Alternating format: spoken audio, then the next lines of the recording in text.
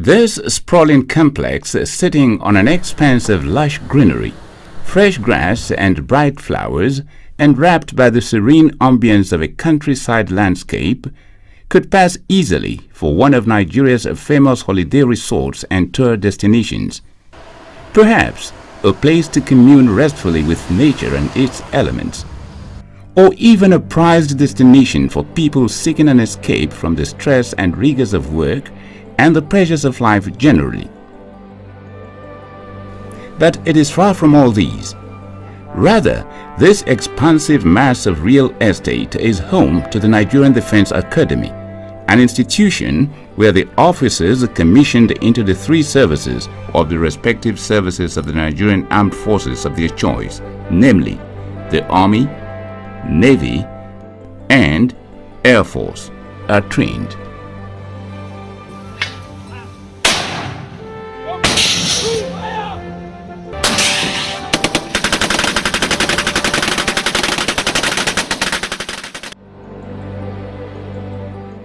This video is a presentation of the highlights of the making of a military officer at the Nigerian Defense Academy. The package begins from how the Academy invites applications from eligible Nigerians interested in pursuing careers in the Nigerian Armed Forces through the process of selecting candidates who scaled its entrance examination, as well as the training program that those who secure the Academy's coveted admission must undergo. It is the story of how officer cadets are groomed by the Academy to become commissioned military officers who will command soldiers in various operations, uphold the Academy's enduring ethos of loyalty and valor, which is its motto, and serve their fatherland with uncommon patriotism. The Nigerian Defense Academy was established on the 4th of January 1964. Its creation was in response to the needs of Nigeria, which had attained independence from its British colonial masters in 1960, to train the military personnel of the officers' cadre of her armed forces locally.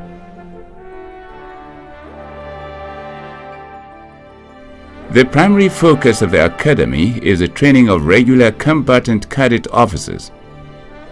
However, it complements this core mandate with the training of cadet officers for short service courses (SSC) and direct short service courses (DSSC), both of which are undertaken as the need of the nation for military officers demands. The DSSC is designed for university graduates seeking commission into the combat support arms or administrative units of the respective services of the armed forces. The vision of the Academy is to produce officers with broad-based training in both military and academic subjects designed to serve as a foundation for the future progressive development of officers of the Nigerian Armed Forces, while its mission is to provide each officer cadet with the knowledge, skills, and values necessary to meet the requirements of a military officer through military, academic, and character development. Since its establishment some 48 years ago, the Academy has expectedly witnessed a number of significant changes. During its formative years, the bulk of its military instructors were Indian military personnel. But upon the departure of the last set of Indian military instructors in 1978, the military instructors personnel of the Academy became fully indigenized and has remained so ever since.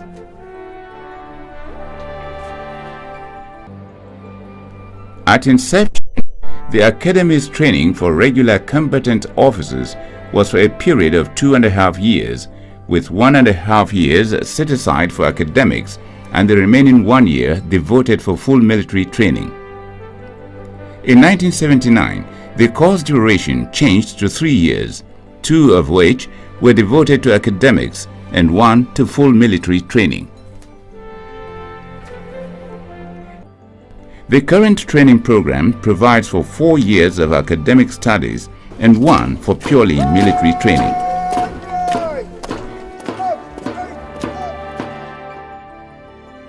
With this review, the Academy was transformed into a full-fledged degree-awarding military tertiary institution and accredited by the National Universities Commission, NUC. I confer on all of you the degree of Bachelor of Engineering of the Nigerian Defense Academy. Congratulations. Thank you, sir.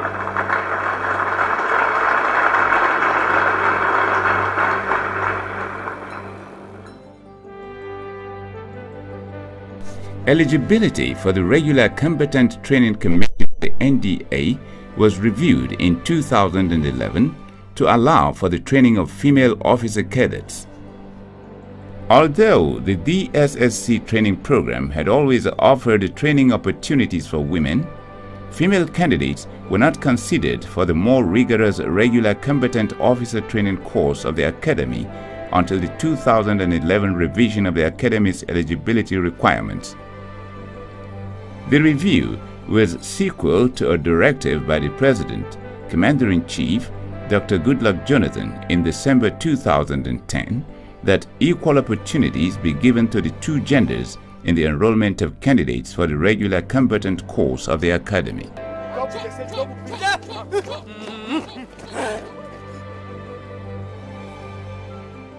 The Academy's process of grooming civilians into becoming strong, courageous and erudite subalterns of the Nigerian Armed Forces begins with the placement of advertorials in the print and electronic media to attract eligible Nigerian young males and females who are interested in serving their fatherland in military duties through any of the services of the armed forces, namely the Army, Navy, and Air Force. The application form to be completed by a candidate seeking admission into the Academy is downloaded from its website. The form contains the 8 minimum qualification requirements that must be met by all candidates, both males and females. Among the requirements are that the applicant must be a Nigerian citizen. He or she must be not less than 17 years old and not above 21 years old by the 15th of October of the year when the Academy's course being applied for will commence. However, candidates applying for a commission in the Nigerian Air Force must not be older than 18 years. Minimum height requirements are 1.68 meters for male applicants and 1.50 for female. The academic qualification requirements are the same ones stipulated by the NUC for admission into conventional universities.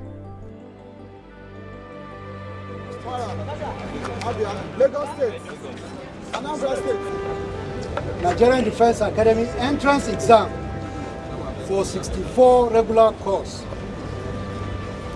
which I want to believe all of you here are ready to write. Yes, sir. Eligible applicants are required to write a qualifying examination which signals the beginning of the selection process to admit new intakes into the academy. We are going to share the question papers now. You are not to start until when you are told to do so. Is that clear? The Academy's qualifying examination, which is in written format, is in two parts. Part 1 is on the use of English language, which is compulsory for all candidates. For Part 2, applicants are to answer questions on some subjects that test their ability to meet the academic requirements for admission into the 3 respective faculties of the Academy. Records have shown that applicants who skill the Academy's qualifying entrance examination are usually no more than 3% of the total number of individuals seeking admission into the institution, which is usually an average of 40,000. The Academy's qualifying entrance examination is therefore clearly the most competitive into any tertiary institution in Nigeria today. 1, 2, 3, 4, 5, 6, The few applicants who pass the qualifying examination are thereafter referred to as candidates. Given their total number, particularly in relation to the available vacancies, their screening must continue to enable the Armed Forces Selection Board select the very best to be admitted into the Academy. The screening process is structured to enable the figure to be scaled down to the number the Academy can admit. Consequently, candidates who passed the Academy's entrance examination are invited to an interview session to further prune down their number. This stage of the screening process lasts 3 weeks, during which the candidates are interviewed in batches. Where was the admission? 1914, sir. However, because the Academy attracts very brilliant minds, the interview stage still leaves the institution with more qualified candidates than it can absorb. The screening process, therefore, shifts to its next gear. At that level, the shortlisted candidates report to the Academy to face an Armed Forces Selection Board, AFSB, comprising representatives drawn from the Ministry of Defense, Defense Headquarters, the 3 services of the Nigerian Armed Forces, and the Nigerian Defense Academy. Like its entrance examination, admission into the Academy is indeed highly competitive too, with the ratio being 1 candidate selected out of every 120 candidates screened. The AFSB screening, which lasts a number of days, is quite elaborate and is conducted in a most thorough and transparent manner. This is to ensure fairness and that only the best of the very best of the candidates who advanced to this stage secure the highly coveted admission into the Academy.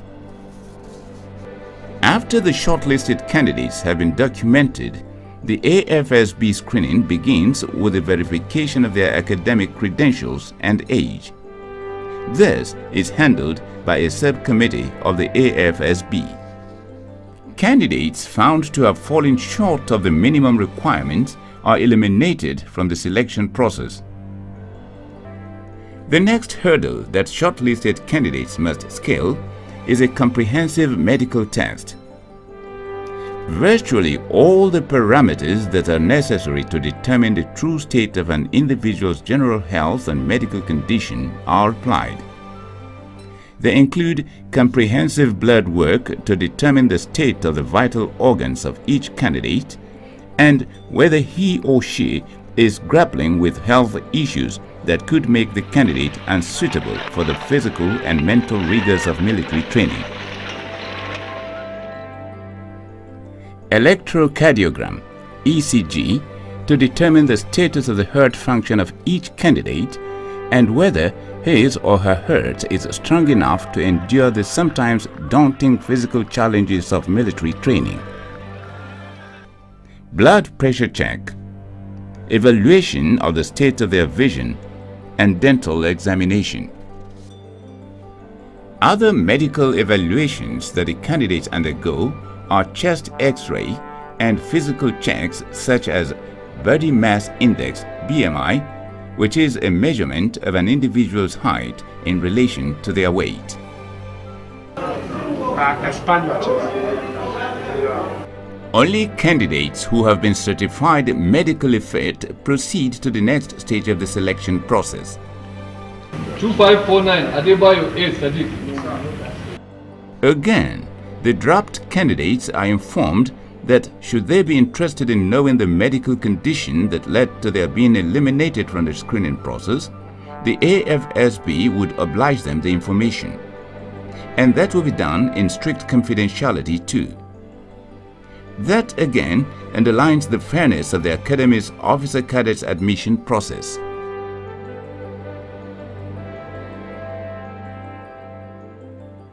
As further proof of its thorough nature, the screening process to select shortlisted candidates for admission into the Academy does not end with their medical evaluation.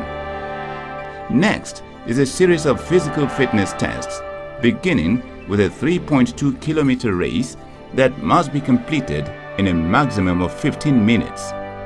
Failure to meet the time results in disqualification. Once again, the candidates are admonished to refrain from exerting themselves beyond their respective natural limits of endurance, and also made to realize the dangers of ignoring this piece of invaluable advice. Don't stretch yourself to the point at which your heart or your lungs will fail you. After they have been documented, the candidates are assembled at the starting point of the race. The 3.2-kilometer race is then flagged off at the blast of a whistle, with the female candidates given a head start as a concession to the agenda.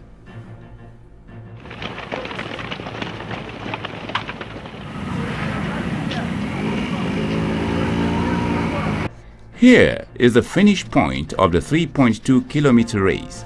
As the candidates sprint towards and into this rendezvous, military personnel manning the gates are under strict instructions to shut them on the dot of 15 minutes from the start of the race.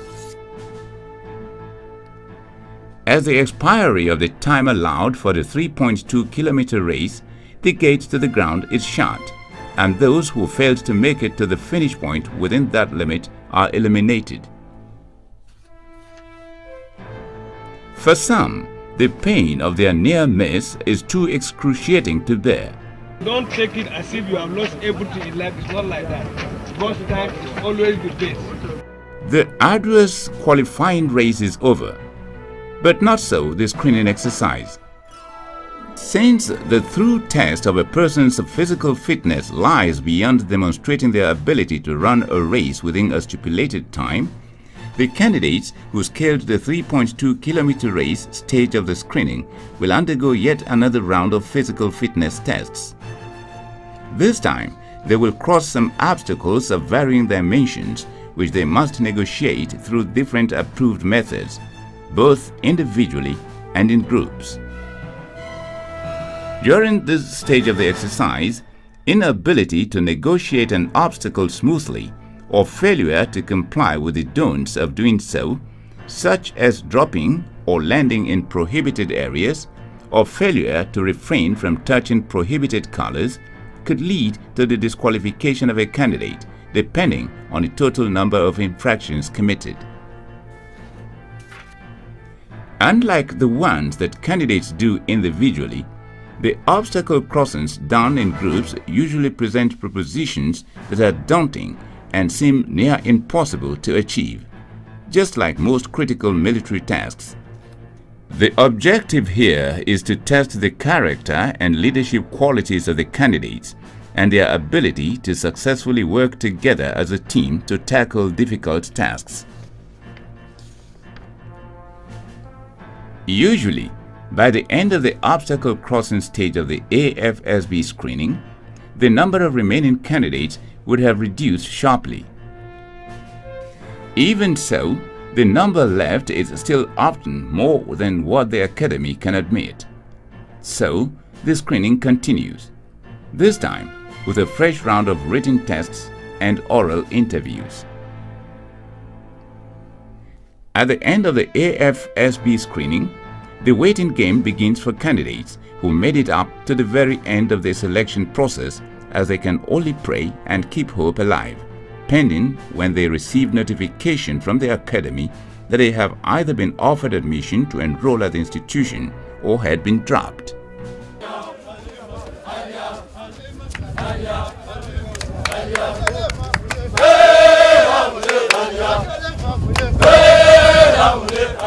These are former candidates who scaled all the tough screaming hurdles and have finally been offered admission by the Academy to its 63 regular combatant course. Having been found worthy of admission to the Academy, they are now officer cadets. Here, standing on the parade ground of the Academy and physically bonded with one another by the touch of the shoulder, and as the cadets in the front row clutched the national flag, the officer cadets of 63 regular course collectively performed the ceremony that formally marks the beginning of their training at the Academy. Obey lawful command. Obey lawful command. Of the government of the Federation. Of the government of the Federation. The oath is administered on this site by the Minister of State for Defense, Erelu Olushola Obada. The oath taken affirms the willingness and voluntary commitment of the cadets to abide by the tenets of the military profession, which they had elected on their own free will to pursue a career in. The oath is a solemn promise sincerely made by the officer cadets, both as individuals and collectively, to bear true and faithful allegiance to their fatherland through the President, Commander-in-Chief, as well as an abiding pledge of unflinching loyalty to the Federal Republic of Nigeria.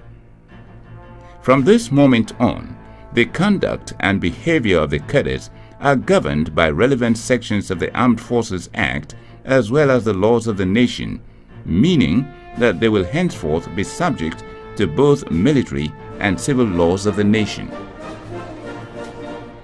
Upon their arrival at the Academy to formally enroll for admission, first-timer cadets as fresh cadets are categorized in the Academy's military training lingo, or 100-level cadets in its academic lingo, are received by an officer of the headquarters, Cadets Brigade, which handles the documentation of new officer cadets and issues kits to them.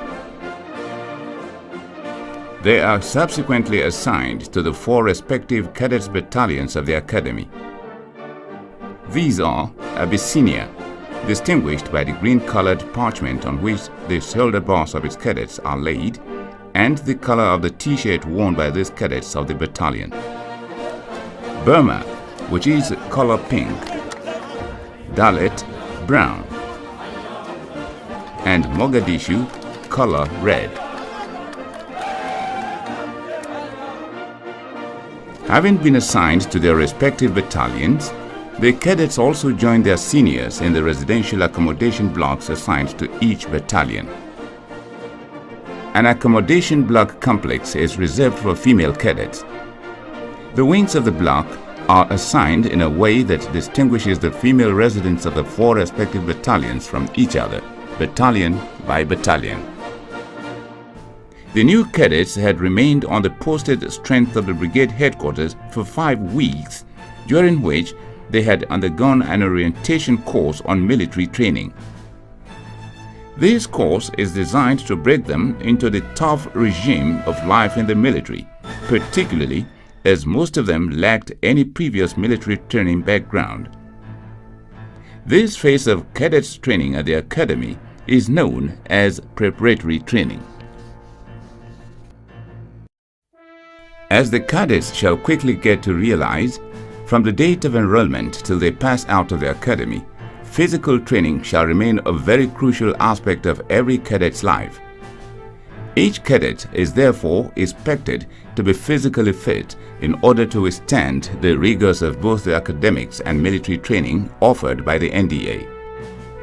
That certainly explains why the Academy has what is adjudged as both the best equipped and managed gymnasium in the country today.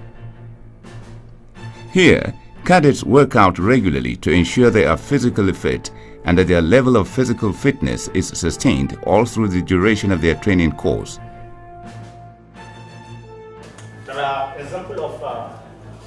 bacteria. You understand? For the academic aspect of their training, the academic branch registers new cadets for 4 years of studies, leading to the award of bachelor's degree at the end of the programs to successful officer cadets considered deserving of the honor. So coveted is the honor of being adjudged champion battalion at the academy that cadets of that battalion are distinguished from their colleagues in other battalions with the colors of the parchment on which their shoulder bars are laid, as theirs is a combination of colors red and green, which are the academy colors. As part of the regimen of extracurricular activities at the academy, cadets are also encouraged to take part in various activities to reduce the stress of training. One of such activities is the Cadets Regimental Band, which now plays at the passing out parade of the academy and at its other major functions. Shortly, the band is expected to play major roles in the celebration of key national events.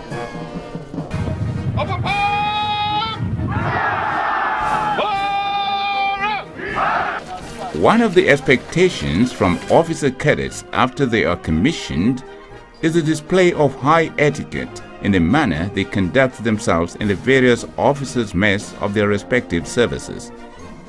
To help products of the academy live up to this expectation, activities are organized similar to those that take place in officers' messes with all relevant rules and regulations strictly adhered to. These include periodic regimental dinner nights and other mess activities where cadets interact with officers to share experiences and also learn table etiquettes.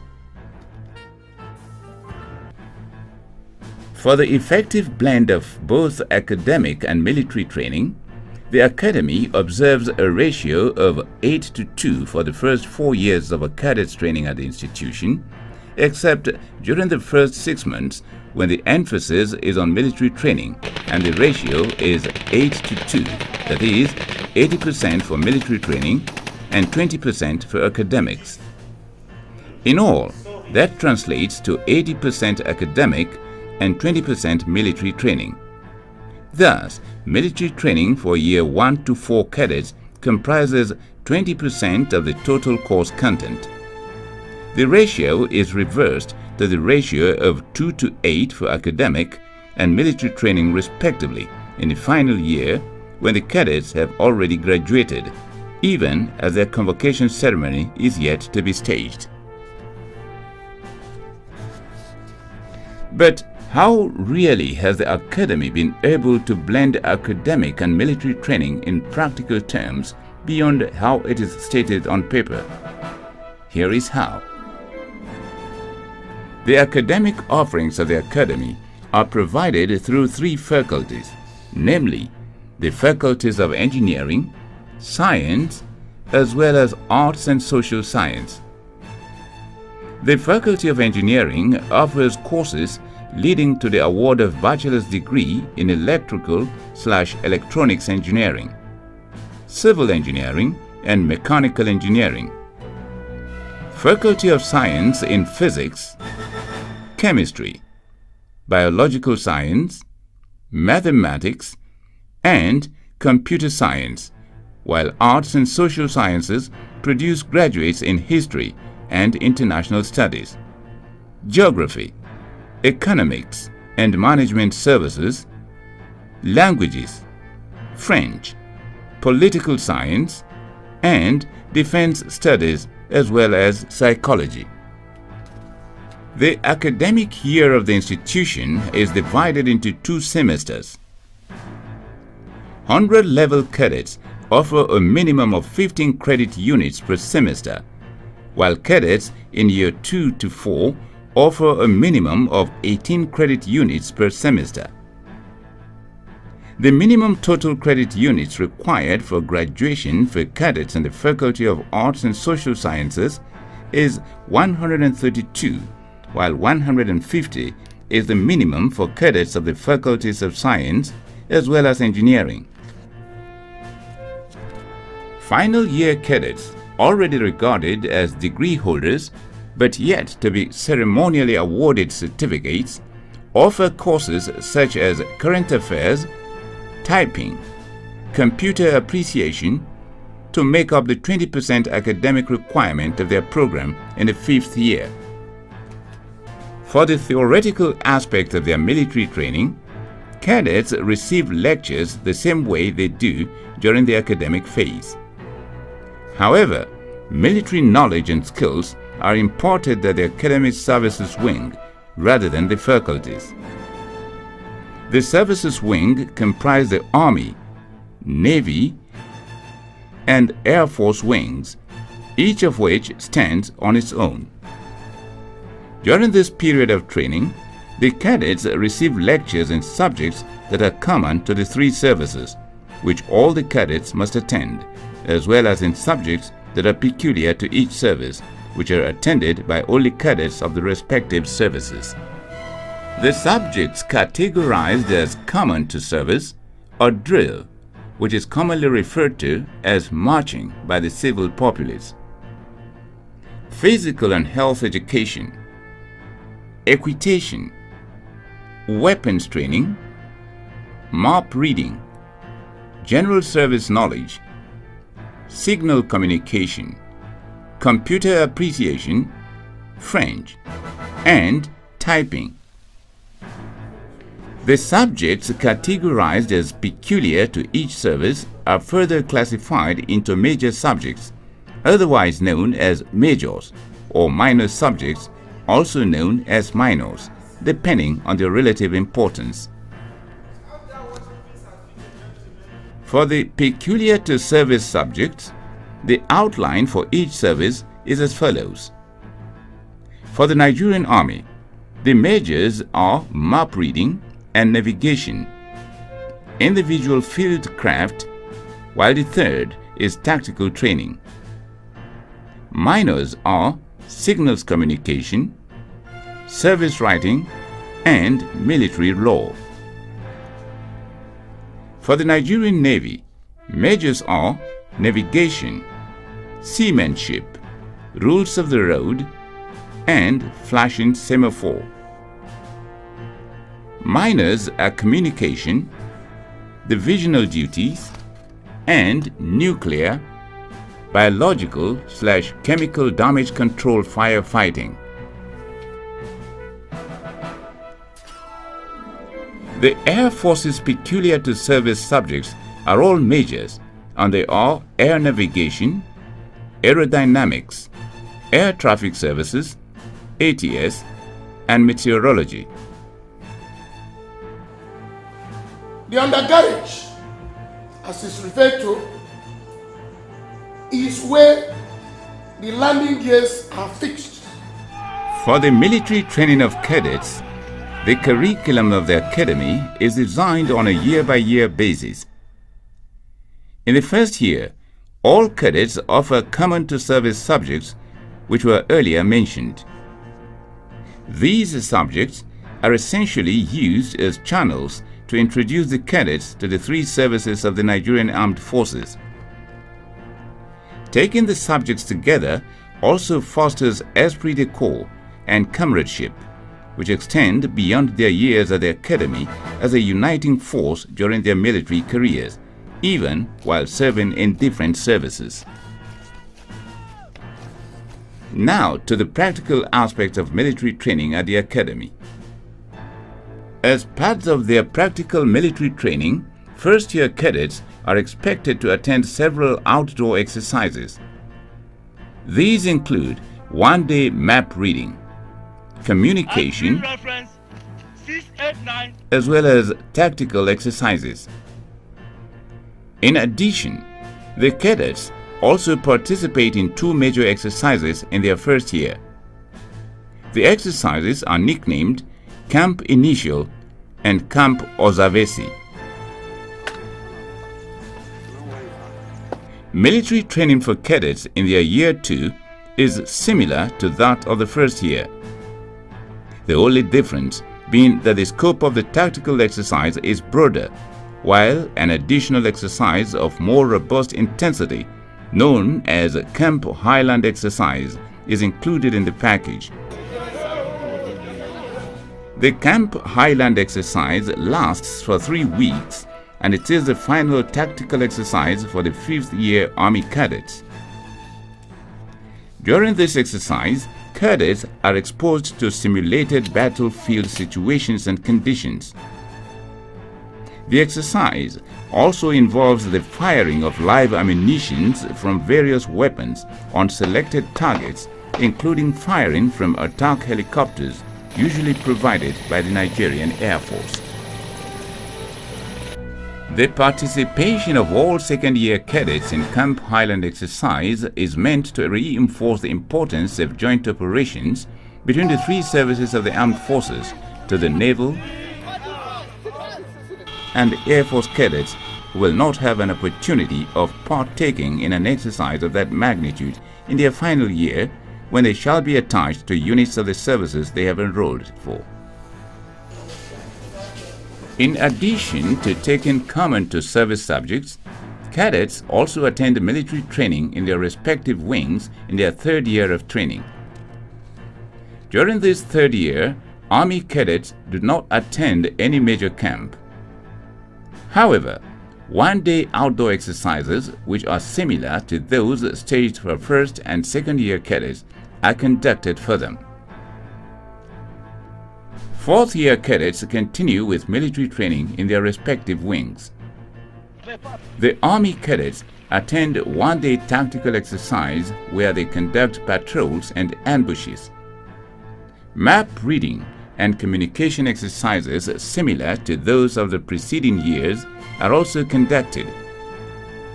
The only major camp attended by Army cadets at this level is a 1-week tactical exercise nicknamed Camp Farauta. This is held jointly with Year 1 cadets. To prepare cadets for the contemporary challenges of dealing with terrorism and insurgencies, the practical aspect of the military training of the Academy has been broadened to include training in counter-terrorism and counterinsurgency. These programs began in 2011 and are undertaken at the Counter-Terrorism and Counterinsurgency Training Center, JAGI. The program includes helicopter rappelling, during which cadets are trained on how troops are inserted into enemy territory for commando and special forces operations to rescue kidnapped victims and storm an objective to achieve assigned operational tasks. Also, as part of its training program, the Academy holds various competitions for cadets during each training year.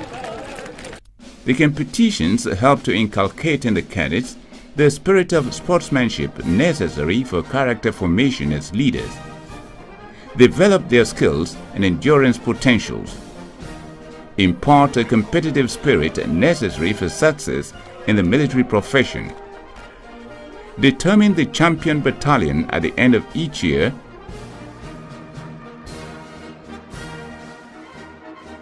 and finally serve as outlets for recreation for both cadets and staff of the Academy. Events competed for are classified as major and minor. Major events include cross-country race,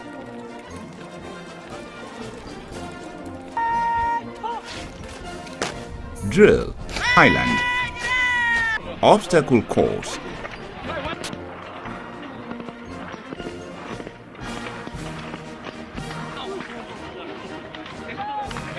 shooting,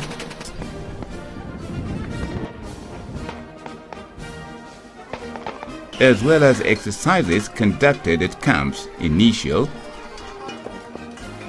Farauta, and Highland, during which the participating battalions are scored.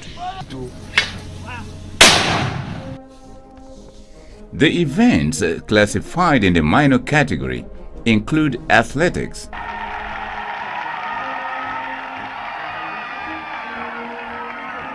football,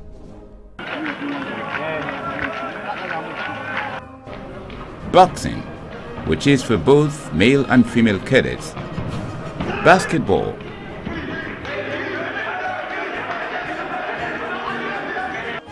table tennis, swimming, and volleyball.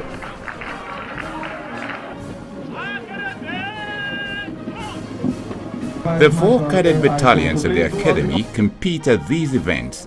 The one with the highest aggregate score at the end of each training year is adjudged champion.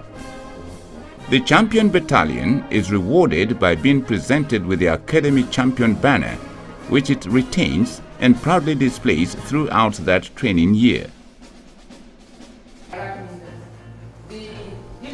Perhaps the high point of the Academy's commitment to the moral development of its cadets is the code of honor it inculcates in them. In fact, a handbook, Code of Honor, is issued to cadets on arrival at the Academy. The Code of Honor spells out in unequivocal terms the standards of behavior expected of officers and cadets at all times. It demands ensuring that one is guided by higher ideals in his conduct and interaction with others.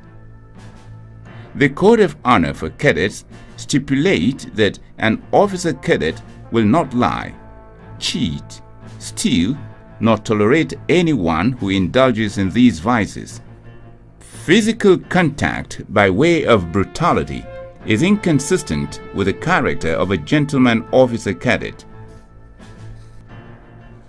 If this code is flouted, it is a sure path to an unceremonious exit from the Academy for the offending cadet. Personal qualities of officer cadets are utmost. There are 6 guiding principles in this Code of Honor. These are: express your views without fear or favor. Be proud of yourself, but do not be naughty. Be open-minded or receptive to others. Do not tell or listen to lies or gossips about others. Do not compromise your honesty or integrity. Do not misuse privileges.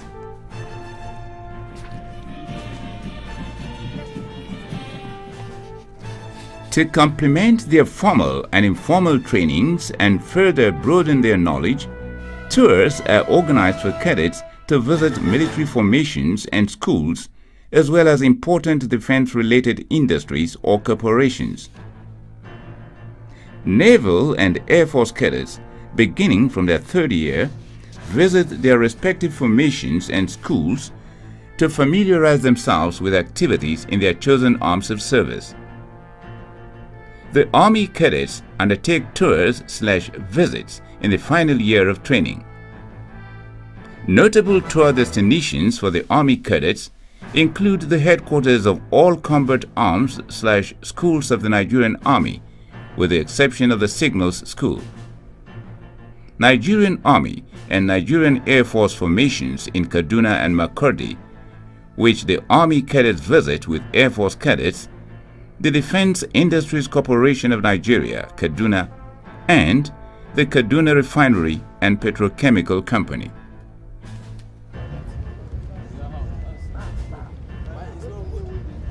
The 5th year is the final year of training for regular combatant cadets. During this period, only the Army cadets remain fully in the Academy for military training. In addition to the usual one-day exercises they attend, the following major camps are also conducted for the Army cadets: Camp Farauta, Camp Kura, Pre-Camp Highland, and Camp Highland proper. For their final year training, the Navy cadets proceed to the Nigerian Naval College, NNC, Onura, from where they are posted to different units of the Nigerian Navy for practical training.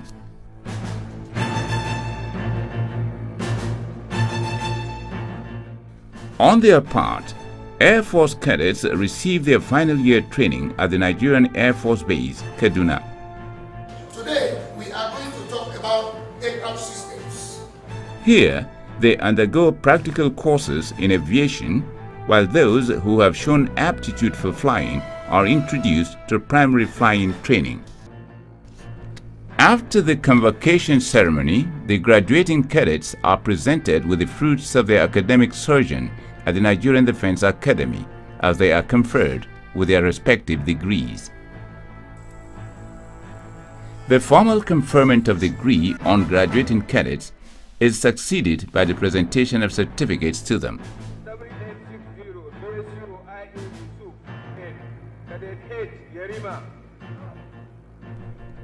Having been rewarded with the benefits of their academic endeavors, it now remains for the cadets to harvest that of their military training.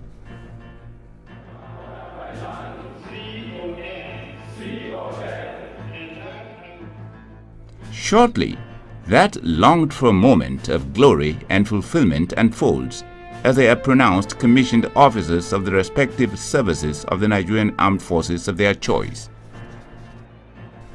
The transformation in the status of the newly commissioned officers is reinforced, that is, the 5 bars which adorned their shoulder up till a moment ago give way to those of the entry ranks of regular combatant officers freshly commissioned into the 3 services of the Nigerian Armed Forces: Second Lieutenant in the case of the Nigerian Army, Sub-Lieutenant for officers proceeding to the Navy, and Pilot Officer for those commissioned into the Air Force.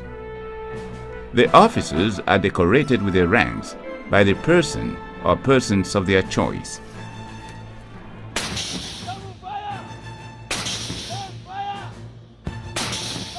The lessons of the training that cadets receive at the academy are rich and diverse. In a 5-year program during which many fell by the wayside and dropped out of the training, these cadets who held their own and forged on to cross the finish line showed that whatever success and victory were to be achieved, there is invariably a way to the attainment of those goals once there is a will to triumph.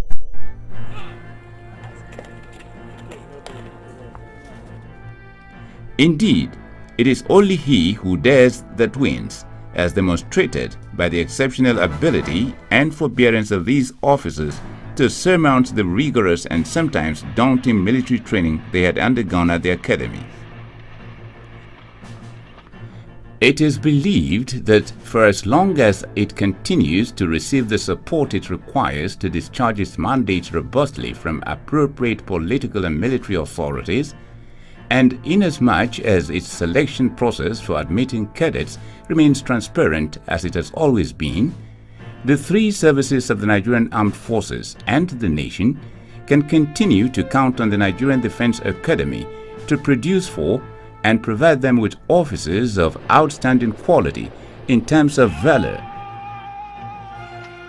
and character, who shall eternally uphold the oath of allegiance they had sworn to, and forever remain loyal to their fatherland, the Federal Republic of Nigeria. And that much confidence in the ability of the Academy to do just that was expressed by none other than the President, Commander-in-Chief Dr. Goodluck Jonathan, in his address at the 22nd Convocation Ceremony of the institution in September 2011. I believe that NDA is one institution that Nigerians hope that if we really go to the moon, this may be the center.